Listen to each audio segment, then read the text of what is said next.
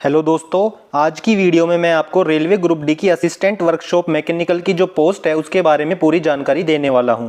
इसका मतलब है आज की वीडियो में मैं आपको बताने वाला हूं कि railway group D assistant workshop mechanical की जो पोस्ट है उसकी जॉब प्रोफाइल कैसी रहती है, मतलब इस पर आपको क्या क्या काम करना पड़ता है। इसके बाद इस पोस्ट पर अगर आपको भर्ती किया जाएगा तो आपकी सैलरी यहाँ पर कितनी बनने वाली है। इस पोस्ट से आपको ऊपर की पोस्ट पे जाने के लिए प्रमोशन के चांसेस यहाँ पर कैसे रहने वाले हैं, इसके बारे में बात करने वाले हैं। और इस पोस्ट के साथ साथ आपको अपनी आगे की तैयारी के लिए कितना स्टडी टाइम मिल पाता है इसके बारे में भी इस वीडियो में मैं आपको बताने वाला हूं। अब देखिए, इस वीडियो में उनका जो भी वर्क कल्चर है उसके बारे में बताने वाला हूं, कैसा काम उनको करना पड़ता है, कितना टफ काम होता है, कितना ईजी काम होता है, सारी जानकारी आपको देने वाला हूं। तो वीडियो आपको लास्ट तक जरूर देखना है और अगर चैनल पर पहली बार आए तो चैनल को सब्सक्राइब करें और वीडियो अच्छी लगे तो वीडियो को लाइक और शेयर जरूर करें। और अगर आज की वीडियो आपने पूरी देखी तो इसकी गारंटी मैं लेता हूं कि असिस्टेंट वर्कशॉप मैकेनिकल की जो पोस्ट है उसके बारे में आपको किसी भी प्रकार का कोई भी कंफ्यूजन नहीं रहेगा। तो चलिए दोस्तों, वीडियो को स्टार्ट करते हैं। अब देखिए दोस्तों, सबसे पहले बात करते हैं कि असिस्टेंट वर्कशॉप की जो पोस्ट है ना, उसका जो डिपार्टमेंट होता है वो मैकेनिकल डिपार्टमेंट होता है। इसका मतलब है मैकेनिकल डिपार्टमेंट के अंडर आपको काम करना पड़ता है। और अब देखिए, जब आपको इस पोस्ट पर भर्ती किया जाएगा तो आपको रेलवे वर्कशॉप में यहाँ पर पोस्टिंग दी जाएगी, आपको किसी स्टेशन पर पोस्टिंग नहीं दी जाएगी।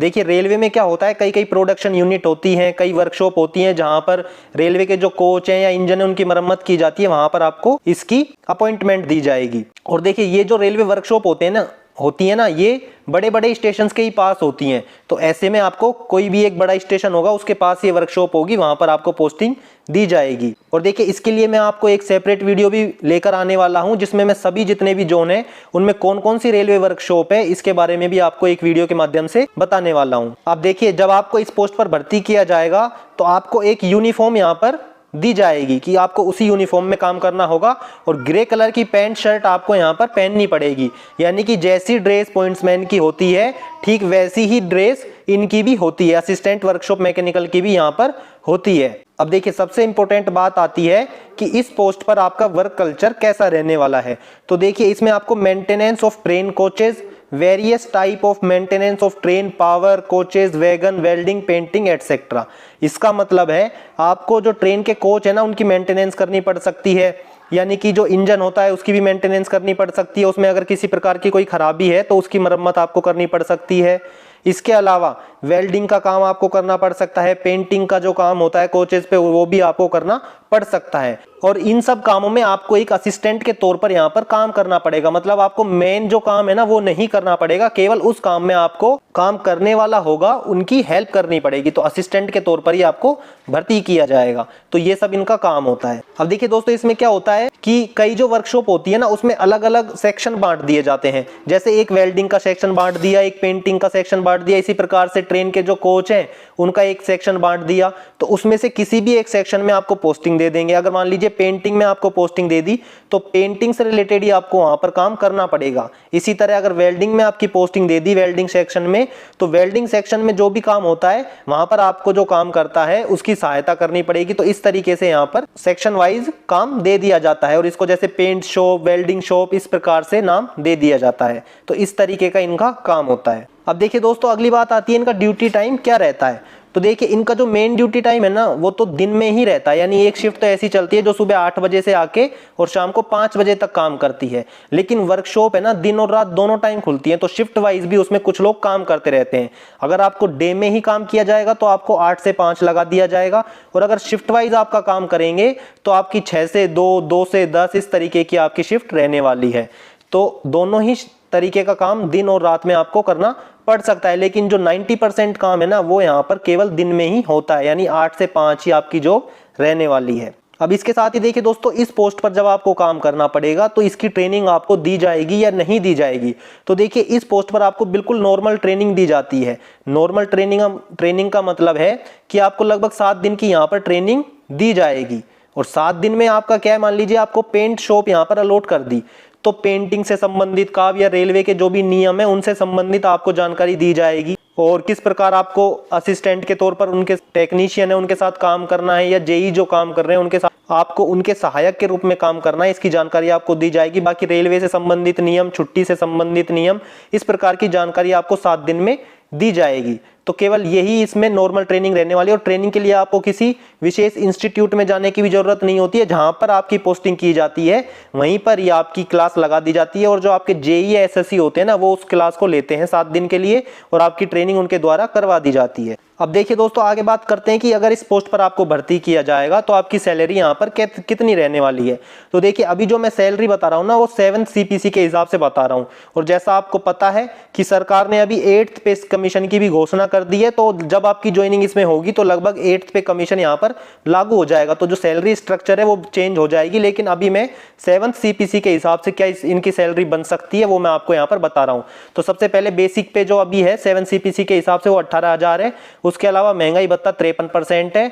और देखिए, इसमें हाउस रेंट अलाउंस भी आपको दिया जाता है। और आपको पता है कि जो वर्कशॉप है वो केवल बड़े स्टेशनों के आसपास ही होती है, तो ऐसे में एक्स या वाई सिटी के हिसाब से आपको एचआरए दे दिया जाएगा। और ज्यादातर 90% चांसेस वाई सिटी के हिसाब से आपको 20% एचआरए यहाँ पर दे दिया जाता है। उसके अलावा ट्रांसपोर्ट अलाउंस भी आपको दिया जाता है। और जब कोई इमरजेंसी काम होता है, मान लीजिए आपको यहाँ टारगेट दे दिया जाता है कि महीने में आपको इतने पेंटिंग करनी है, इतने कोच की वेल्डिंग करनी है, इस तरीके से आपको टारगेट दे दिया जाता है। तो ऐसे में क्या होता है कि जब वो टारगेट कंप्लीट नहीं होता ना, तो आपको ओवर टाइम भी करना पड़ सकता है। और अगर आप ओवर टाइम करेंगे तो वहां पर आपको ओवर टाइम भी दिया जाएगा, यानी आपको एक्स्ट्रा सैलरी यहाँ पर ओवर टाइम के हिसाब से दी जाएगी। और अगर नाइट में आपकी शिफ्ट वाइज अगर ड्यूटी लगी और नाइट में आपकी ड्यूटी लगी तो नाइट ड्यूटी अलाउंस भी वहां पर दिया जाएगा। इस तरीके से जो इनकी सैलरी है ना, वो 32 से 35 हजार के बीच में शुरुआत में रहने वाली है। और देखिए दोस्तों, वीडियो के बीच में मैं आपसे एक बात और कहने वाला हूं। आप में से ज्यादातर जो कैंडिडेट जब भी मेरी वीडियो देख रहे हैं, तो लगभग 95% है ना, वो कैंडिडेट हैं जिन्होंने मेरे चैनल को अभी तक सब्सक्राइब नहीं किया है। उनको वीडियो अच्छी भी लग रही है, वीडियो पूरी भी देख रहे हैं, लेकिन चैनल को सब्सक्राइब नहीं कर रहे हैं। तो आपसे गुजारिश है कि अगर आपको वीडियो अच्छी लग रही है तो चैनल को जरूर सब्सक्राइब करें। अगर वीडियो आपको अच्छी नहीं लग रही तो आप चैनल को सब्सक्राइब बिल्कुल ना करें। और इसके साथ ही दोस्तों, अगर आपको रेलवे से रिलेटेड नोट्स चाहिए ना, तो आप मेरे टेलीग्राम चैनल को ज्वाइन कर सकते हैं। मैं वहां पर डेली बेसिस पे नोट्स भी प्रोवाइड करवाता हूं। पिछले सालों में रेलवे के द्वारा जो क्वेश्चन पूछे गए हैं वो भी यहां पर मैं आपको प्रोवाइड करवा रहा हूं। इसके साथ ही मैं डेली बेसिस पे यहां पर क्विज भी आपको डालता रहता हूं, जिससे कि जो आपकी प्रैक्टिस है ना, वो बहुत अच्छी हो जाए। और ये सब मैं आपको बिल्कुल फ्री ऑफ कॉस्ट दे रहा हूं, यानी इसका मैं कोई भी चार्ज आपसे नहीं ले रहा हूं। इसके लिए केवल आपको मेरे टेलीग्राम चैनल को ज्वाइन करना है, और केवल आपको जो मैं क्वेश्चन वहां पर रोज डाल रहा हूं या जो भी नोट्स वहां पर रोज डाल रहा हूं, उनको आपको एक बार पढ़ लेना है, या जो क्विज डाल रहा हूं उनको एक बार कर लेना है। तो इससे आपकी प्रैक्टिस काफी अच्छी होने वाली है। तो आप मेरे टेलीग्राम चैनल को भी जरूर ज्वाइन कीजिए। अब देखिए दोस्तों, जब आपको इस पोस्ट पर भर्ती किया जाता है तो आपको आगे के प्रमोशन के चांसेस यहाँ पर इस पोस्ट पर कैसे रहने वाले हैं, इसके बारे में मैं बता देता हूं। तो सबसे पहले आपको असिस्टेंट के तौर पर भर्ती किया जाता है, यानी 1800 ग्रेड पे में आपकी नियुक्ति की जाती है। इसके बाद जो आपका प्रमोशन होता है वो टेक्नीशियन 3 में किया जाता है। लगभग 3 से 4 साल यहाँ पर आपको आराम से टेक्नीशियन 3 में लग जाते हैं। और टेक्नीशियन 3 की जो ग्रेड पे होती है वो 1900 ग्रेड पे होती है। उसके बाद हर 3-4 साल में आपका टेक्नीशियन 2, टेक्नीशियन 1 और सीनियर टेक्नीशियन में प्रमोशन किया जाता है। टेक्नीशियन 1 से सीनियर टेक्नीशियन में थोड़ा आपको टाइम यहाँ पर ज्यादा लग सकता है। प्रकार से वैकेंसी अवेलेबल होती है ना, उसी प्रकार से आपका कैडर प्रमोशन यहाँ पर होता रहता है। और सीनियर टेक्नीशियन की जो ग्रेड पे है, जैसा आपको पता है, मैंने पहले की वीडियो में बताया, 4200 ग्रेड पे सीनियर टेक्नीशियन की होती है। यानी कि जितनी ग्रेड पे एक जेई की होती है उसी ग्रेड पे का सीनियर टेक्नीशियन भी यहाँ पर होता है। तो काफी अच्छी प्रमोशन के चांसेस आपको इस पोस्ट पर देखने को मिल जाते हैं। इसके अलावा अगर आपको डायरेक्ट जेई में प्रमोशन चाहिए तो आप यहाँ पर जो एलडीसी की वैकेंसी निकलती रहती है डिपार्टमेंटली, वहां पर अप्लाई कर सकते हैं। यहाँ पर डायरेक्ट जेई भी बन सकते हैं। तो ऐसे में आप 4-5 साल में डायरेक्ट जेई भी यहाँ पर बन सकते हैं। और जेई की ग्रेड पे जैसा आपको पता है 4200 ग्रेड पे होती है।